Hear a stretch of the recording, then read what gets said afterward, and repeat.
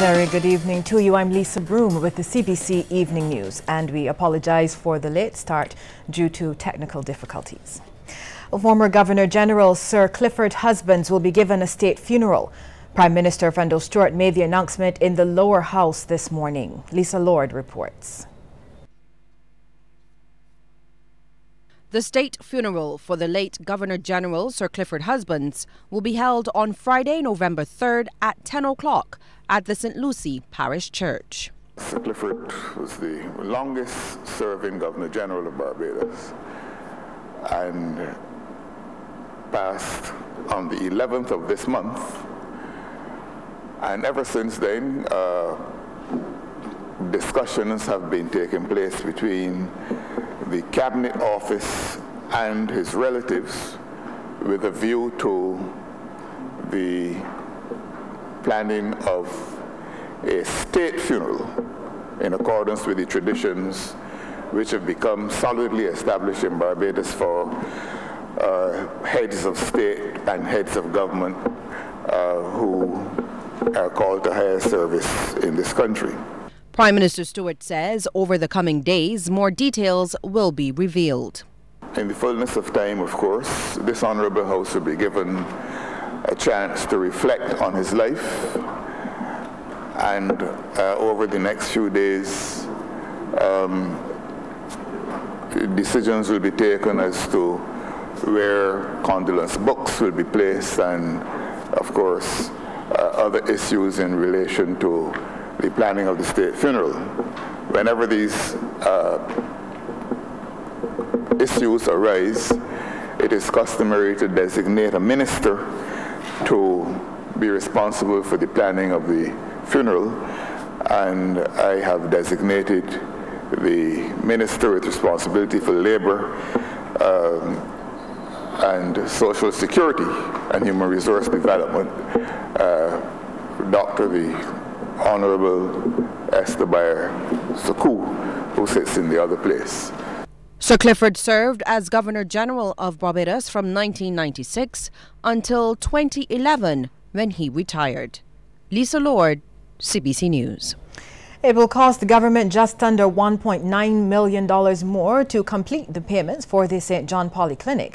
The exact amount of $1.881 million is being requested as a supplementary to the estimate. Speaking during parliamentary debate on a motion to grant the sum, Health Minister John Boyce explained why more money is needed.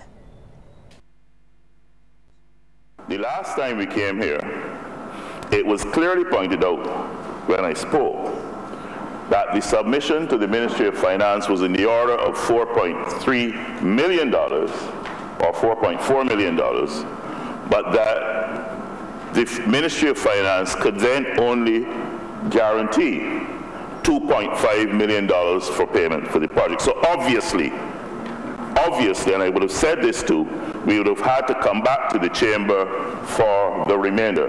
And that is exactly what we are doing today. And we're hearing that the David Thompson Health and Social Services Complex is firing on all cylinders. Representative for the parish of St. John, Mara Thompson, says the additional money is needed to place the finishing touches on the polyclinic, which continues to offer a wide range of services, the latest being a dialysis unit. That has been added, which I understand opens as early as 5 a.m. and it can serve 6 people at a time, and it is running well as expected and serving people who no longer have to travel all those many distances to the QEH to get their treatment. Opposition MP Dwight Sutherland believes the true cost of the facility must be addressed before discussion on any further allocation of funds. In his estimate back in 2015, and I read that this morning, he said that he needed some $5 million to complete the project back then. Back in 2015. 24, and it was 95% completed. And Mr. Chairman, we recognize that at that stage, the project costed some $23 million.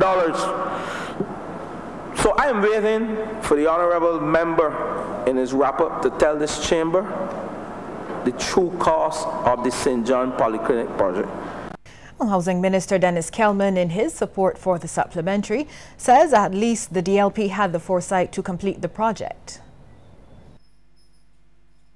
One would have expected that this large demand would have been found in Christchurch, would have been found in St. Philip, probably in St. James, more so in Bridgetown. But when you can get a constituency with the population like the one in St. John, can have a polyclinic and can have such a demand, one tells you that the foresight of the Democratic Labour Party is such that people should start criticizing what they're doing and recognize that they understand fully what they are doing, because when one looks at usage, that this money has been well spent in this particular part of the vineyard. More than 300 people require dialysis treatment, and it's costing the government around $4,000 a month to treat one of them.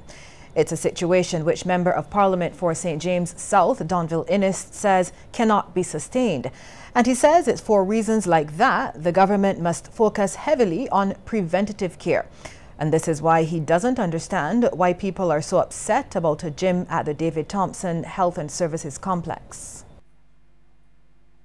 If we say that one of the underlying challenge lies in lifestyle and the need for Barbadians to pay more attention to their diet and for Barbadians to exercise more, it is not just a situation where people like the MP for St. Joseph, who can have a personal trainer come to his house 3 times per week at the cost of $75 a visit, and who can buy state-of-the-art gym equipment to keep in his den.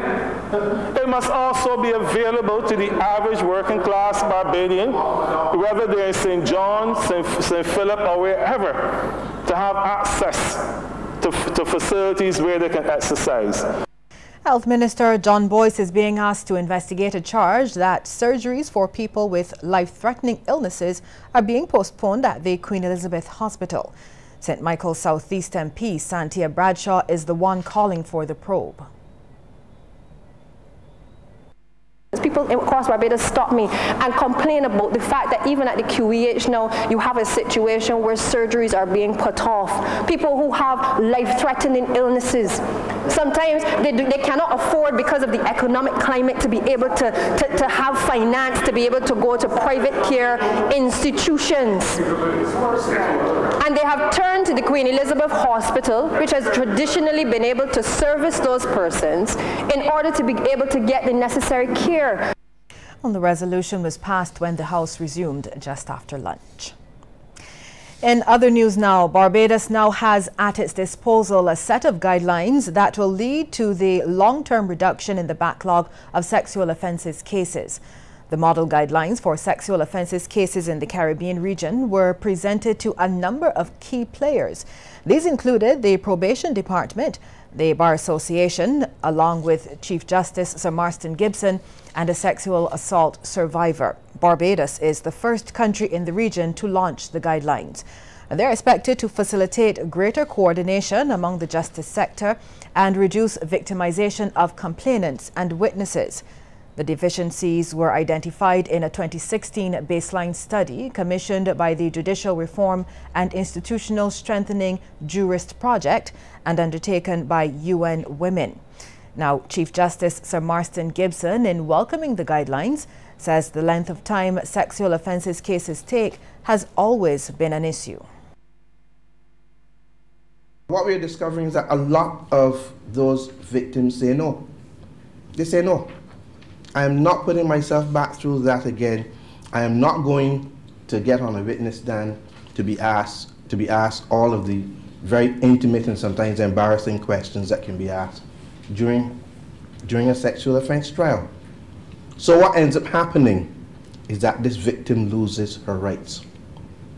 And what I am grateful for in the launch of these models guidelines is that the model guidelines are first and foremost rights-based. Well, Canada is a partner in the multi-million-dollar project.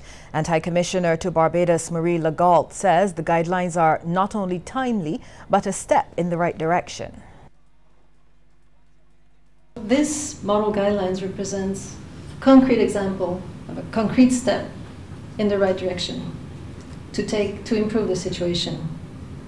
As we said before, it is the result, one of the results of the various advances that the Jurist Project is doing in collaboration with supporting the Caribbean Court of Justice. This is a big project, 20 million Canadian dollars, that is supporting the region to reach those objectives. And advocate Alicia Bailey recounted her latest ordeal and said many victims don't get the support from the relevant agencies and resort to dropping the cases. It has been 4 years since that report was made and nothing has come of it. During the 4-year period, I have had to deal with yet another sexual offense. I was raped again. This, however, was not reported as I had become weary doing so, due to this last experience reporting my statement. These are many experiences and these are my experiences, but they are not unique to me. Many other women, girls, and boys have had similar experiences of being silenced, demeaned, and traumatized by the justice system. The head of the Barbados International Business Association is refuting rumors suggesting the sector will be dead by 2018. President Marlon Walron says his organization, along with the Ministry of International Business, have taken steps to ensure this doesn't happen. Let me here and now dispel that myth. There's no truth to this. In relation to the new regulation imposed by the OECD and BEPS, BIBA, in partnership with the Ministry of International Business, has taken a positive outlook, and we are still pushing to not only make it easier to do business in Barbados, but to make sure that we are a jurisdiction of substance and quality. Mr. Walron made the comments during a reception at the beginning of International Business Week, which runs from October 15th to 21st. Several activities will highlight the sector's contribution to the economy. A director in the Ministry of International Business, Kevin Hunt, says his division remains committed to working with BIBA and the private sector. And he announced plans to streamline processes to make doing business easier. We are producing a manual by which each person within the IBD office would be aware of what the processes are, so that when we interact with you, that no matter who you speak to, if you speak to person A today and you speak to person B next week and person C next month, you ought to get the same reply regardless of who you've spoken to. So we're working on that, and that should be coming out very shortly. Hundreds of Barbadians visited the Lloyd Erskine Sandiford Centre for Day 2 of the eagerly anticipated Sandals job fair. Many of them have already been given the nod for their new job, while scores have been called back for a second interview. Shane Jones was on location this morning and filed this report. Barbadians braved early morning showers as they queued up to put themselves in line for a brand new job at Sandals Royal. Many anxious faces could be seen outside, and the atmosphere appeared tense on the inside where the interviews were being conducted. Public Relations Manager for Sandals Barbados, David Hines, says they received over 1,200 people on Monday, and they expect to have over 3,000 applicants by the end of the 3-day job fair. He's impressed by what he's seen so far. I've heard before people always tend to say young people in a negative way in terms of looking for employment and so on, but I can tell them based on this job fair alone, that's not the fact. As a matter of fact, we've been more than impressed by quality and caliber of young people we've seen coming to Lloyd Erskine Sandiford looking for jobs with Sandals Royal Barbados. And it's just blown us away the kind of character and so on of some of the young people especially that we've seen so far. They're actually making it a very hard decision for us going forward. Mr. Hines says the public is grateful for the opportunity. I love the most is a chance for them to understand a bit more about the company, what we do, what we want to establish in Barbados that we already have throughout the region. So for me, it was a really good process in terms of hearing feedback from the members of the public who came. They brought issues such as, can I work at another Sandals in another place of the Caribbean? And then many of them had aspirations for the supervisors and even management positions. So the desire is there, and I felt really good about that as a Barbadian and seeing so many persons turn out. His sentiments were mirrored by this job seeker. I think it's an excellent opportunity for everyone to come out and get an opportunity to finally get a job and to further themselves in training and learn new stuff. And some came out feeling very confident. Everything was like on point. Very disciplined, everybody was in order. I enjoyed it. And I had my second interview. That was awesome as well. The staff, everybody sending you where to go and how to sit and everything like that. It was good. However, not everyone left smiling, as some were turned away because they weren't appropriately dressed for a job interview. There was denied entry because of my shoes. They told me that I could only enter in there with a pair of black shoes, but my dress code, nothing wrong with my dress code. I feel that I should have a chance, to explain myself. The job fair ends on Wednesday. Shane Jones, CBC News. Power has been restored to the areas of St. John affected by an outage caused by a downed pole this morning. Just after 7 a.m., a truck driven by a Williams Tools employee snagged power lines and brought the utility pole crashing down in Bathland. As a result, residents in Bath Hill and Coach Hill were affected. Crews from the Barbados Light and Power Company were on the scene less than an hour later. Manager of communications at the utility company, Jackie Marshall Clark, has confirmed that the pole was replaced and power restored to all affected residents around 3:19 this afternoon. We'll take a break here, but when we come back, more news.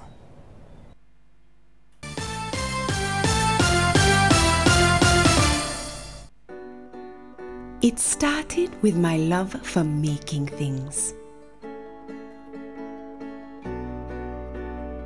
That became a business. And when I wanted to expand, I chose a partner that could help me build on my vision. A partner that made growing my business easier with fewer steps. That's banking that starts with me. It starts with you. Scotiabank. We listened to what you had to say and tore up the old rules because losing what you paid for is just wrong. Now lost data and talk are a thing of the past. Only Digicel gives you unlimited rollover data and talk. Just buy and renew your Quick Pick bundle before it expires and keep what's rightfully yours. Never lose what you don't use. Go to My Digicel app to bundle up and roll over today. Digicel. Help support the restoration efforts for the hundreds of thousands affected by catastrophic hurricanes. Donate to the Red Cross Hurricane Relief account at any branch of the following: CIBC First Caribbean, account number 10011633436. First Citizens, 500-900-00588. RBC Royal Bank, 210-05073. And Republic Bank, 01804-153-1001. Monies raised will be sent to the International Red Cross for its restoration work for affected persons. Appeal closes 30th November 2017. Persons wishing to post checks should make these out to Red Cross Hurricane Relief Appeal account and post to Barbados Red Cross Society, P.O. Box 300 Bridgetown, or hand deliver to the Red Cross Warrens headquarters. The Barbados Red Cross and commercial banks, on behalf of the victims of catastrophic hurricanes, thank all persons and businesses for their contributions.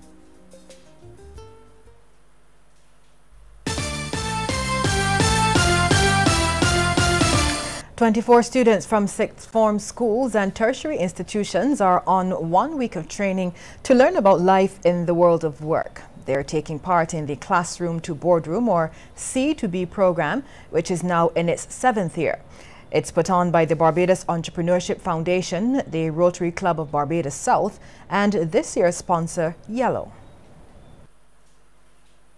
The BEF's Chief Executive Officer, Celeste Foster, says the students range from those studying physical education to international relations and other subjects, not just business alone. They're brought out of the classroom for a week and taught how to take what they've learned in school and apply it to the real world of work. But the highlight, according to her, is the business challenge at the end of the week. Typically like a research challenge for a company. So the company tries to get a perspective from these young people about what it is or how they view the company or its particular products or positioning in X amount of years. And the students over the course of the week, they go and they do their research in their various teams, and every student gets to present on the Friday afternoon. Ms. Foster says the program has been quite successful. Last year, for the very first time, Harris Paints created an internship for the entire team. The team was called Full Spectrum, and Harris Paints took one of the ideas they had and brought it to market, and the entire team had the opportunity to work with the Harris Paints team to realize that dream. Springer Memorial sixth former Keosha Lane is looking forward to the teamwork component. Because that's going to be a task that you have to learn as you go on to university and the workplace. You have to be very good in group and teamwork. You have to be patient with others. You have to be able to communicate with them well. And you have to be persistent. Never give up, even though they may give you stress and although they may not do the work. You have to be very patient and persistent with them. Jonte Smith, who is also a sixth former but at Queen's College, is studying a suite of business subjects. The tasking and the management of the individuals I work with, and learning people skills and quick thinking, and just to become a more rounded individual and bring all my subjects together into one. Meanwhile, Tomar Haynes, a sixth former at the St. Michael's School, has been running his own business for the last 4 years. I'm here to kind of network with people and find out and get a first-hand share of what the business world is actually about, and to be around members, work with other people to improve or come up with solutions for dying problems. Derek Brown, Chief Executive Officer of Entrepreneurs in Action, is the course facilitator. Although it's just the first day, he's impressed with what he's seen so far. We're really focused on getting them to be free thinking about their learning, and we're challenging them to take responsibility for their learning also. The course wraps up on Friday when the challenge will be judged. Mr. DJ will be looking to make it a beaver trick when the National United Society of the Blind Kaiso competition comes off in just under 2 weeks' time. Shane Jones reports. The competitors met to draw for positions at Solidarity House, which will be the venue of the 7th edition of the competition. Coordinator Peter Brito says the quality of the competition has seen its continuing growth. This year we're going to be at Solidarity House, largely because the other venue that we were using, which is Prince Cave Hall, home of the Barbados Police Band, got too small. So it's growing, the competition is growing as it stands right now. We have 7 contestants this year. Standing next to me is the reigning champion, Mr. DJ, along with Size 2, Biggie Bear, The Phantom, Mr. Days, Anna B, and Redman. So those are the 6 persons. Look at the unseat Mr. DJ. And if last year is anything to go by, the 2017 edition promises to be fantastic. There were 8 competitors last year, and only 2 points separated number 1 and number 8. It was extremely tight. Again, likewise, it's going to be a very tight competition. This year we have 7 competitors, and again, from what I've heard of some of these songs, they're really, really good. And as I said last year to the competitors when we were rehearsing, that this is a competition where you're not going to win it, you're going to lose it. You make a mistake and that's it, because it's a one-song competition. So you don't have the opportunity in the second half to come back and make up for it. So you have to do your best, give it the best shot on that one go, and that's it. Defending champ, Mr. DJ is confident, but knows it will be a tough fight. I'm a very confident person, and seeing that I have won for the past 3 years, I know that I'm not indispensable, or I am not unbeatable.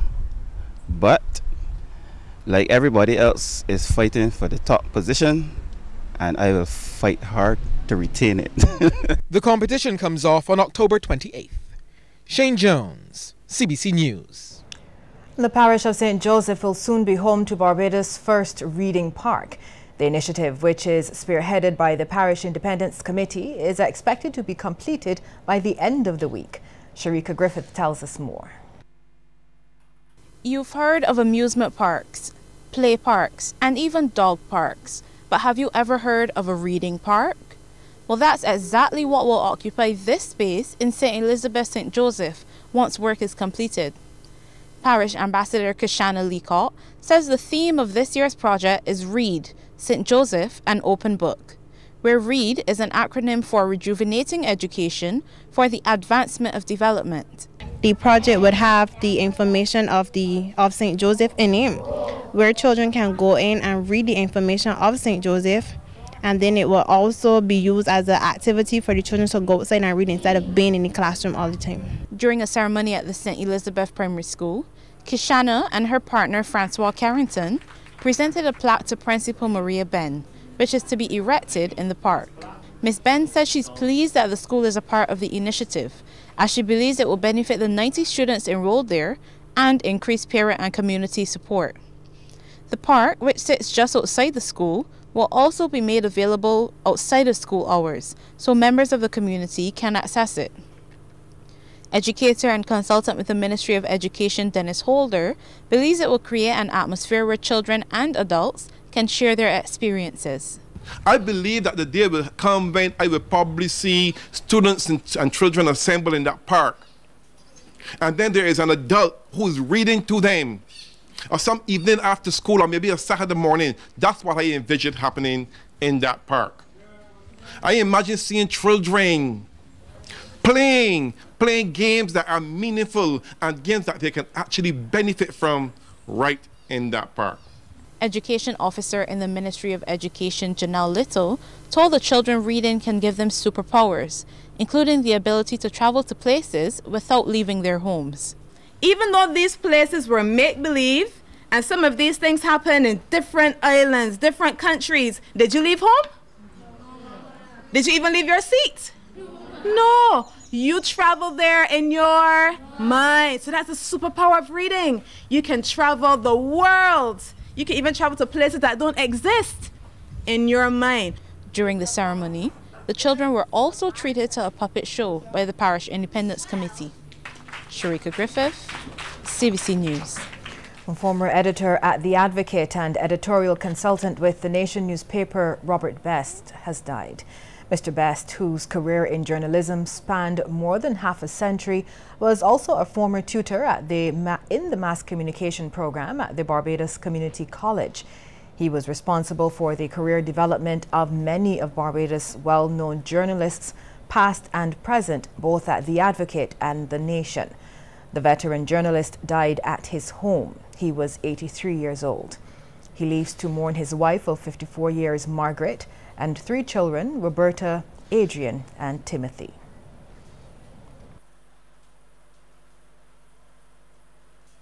This kitchen needs painting. Why not the whole house? We hitting the jackpot at Berger Paints. Enter to win free paint in one of 7 prizes in the Anson McCall Lucky 7 jackpot worth $140,000. Just spend $100 at Brightest Stokes, Brightest Express and Stationery, Brightest Insurance Standard, MQI, Berger Paints, or Consolidated Finance. Enter your code online at www.ansonlucky7jackpot.com for your chance to win. See website for full details. Bye, Dad. Tell me the names of the bombers. I work for the government, not terrorists. Lie. You used to work for them. He's trained. Maybe Special Forces. Tell me who killed my child. You have no idea who you're dealing with. Do you? Somebody say a prayer for The Foreigner. Opens Wednesday, Olympus Cinemas. Do you want audience numbers? Over 140,000 people are watching Morning Barbados and the evening news. 6 out of 10 top radio personalities are found right here at the CBC. CBC delivers the audience you need.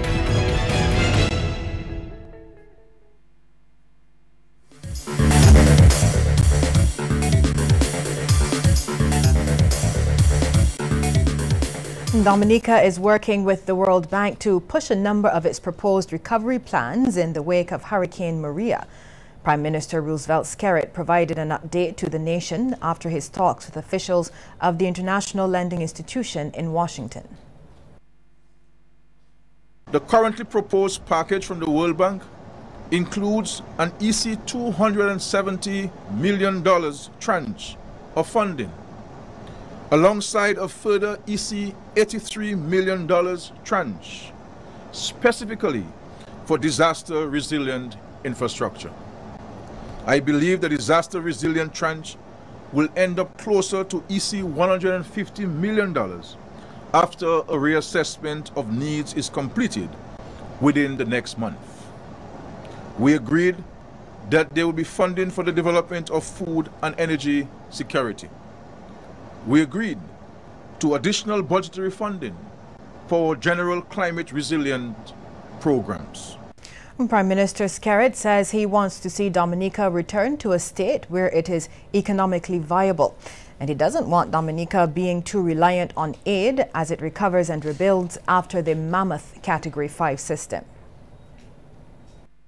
I wish we had the luxury of not worrying at this time about recovery, but we cannot afford to do so. We have to restart our economy so that we no longer need relief. We have to revive our economy so that we do not become dependent or addicted to food parcels. That is not the kind of development we want. We have to revitalize our nation to build resistance quickly. This hurricane season is not yet over, and the next is only a few months away. Mr. Skerritt also introduced the nation to the country's Special Economic Advisor on the recovery of Dominica, Avinash Prasad. One of the 8 men shot over the weekend in St. Vincent and the Grenadines has succumbed to his injuries in hospital. His death brings to 35 the total number of homicides so far for the year in the country. 33-year-old Gregory Woody Abram of Diamond was shot in the left side of his abdomen. 3 masked gunmen reportedly fired some 40 rounds into a crowded shop in the South Windward community. Jamaican reggae singer Bunny Wailer has been awarded the nation's 3rd highest honor. Wailer, real name Neville O'Reilly Livingston, received the Order of Merit for his contribution to popular music during a National Honors and Awards ceremony. He was among 171 people who received awards. Actor Carl Bradshaw, renowned for his roles in Jamaican movie classics Third World Cop and The Harder They Come, was honored for his contribution to the film industry. An 8-year-old Bahamian girl has died after falling from an interior balcony on the Carnival cruise ship docked at the port of Miami. Emergency medical units responded and provided first aid to the child before rushing her to the Jackson Memorial Hospital's Rider Trauma Center in extremely critical condition. She later died of her injuries. The circumstances surrounding the child's fall remain unclear. Now, according to reports, the girl's family had just completed a 7-day cruise aboard the Carnival Glory. And here's a tip now from Cooperators General Insurance. This tip of the day is brought to you by Cooperators General Insurance Company Limited. Insurance the way you want it to be. The breast screening program is a one-stop clinic offering mammograms, ultrasounds, biopsies, and minor breast surgeries. This tip is brought to you in association with the Barbados Cancer Society Breast Screening Program, celebrating its 15th anniversary.